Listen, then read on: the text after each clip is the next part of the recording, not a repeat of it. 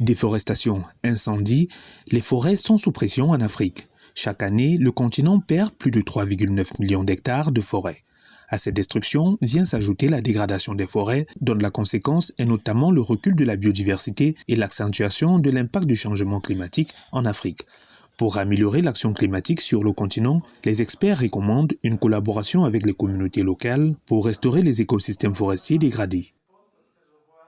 Si on arrive à sécuriser, n'est-ce pas, les droits fonciers des populations locales, il y aura une forte adoption des projets de restauration des paysages forestiers sur le terrain. Nous avons mené des recherches et on peut bien voir que les initiatives de restauration sur le terrain par les populations locales ont aussi bien lieu sur le domaine national que sur le domaine privé de l'État.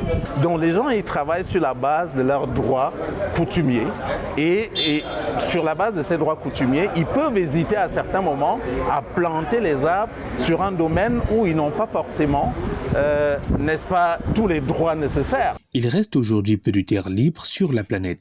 Environ 2/3 des terres forestières actuelles et précédentes font l'objet des revendications de propriété en vertu des lois coutumières ou traditionnelles dont la plupart ne sont pas reconnues par les gouvernements.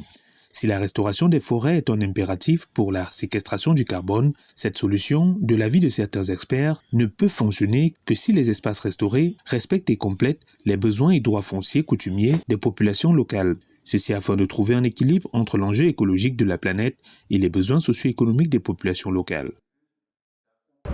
Selon notamment le mode d'accès à la terre, c'est de là dont va dépendre la volonté d'une personne à adopter ou pas une activité relative à la restauration forestière. Et on commence à comprendre aussi la perception des gens sur le type d'essence forestière de plantes d'arbres qu'ils vont planter.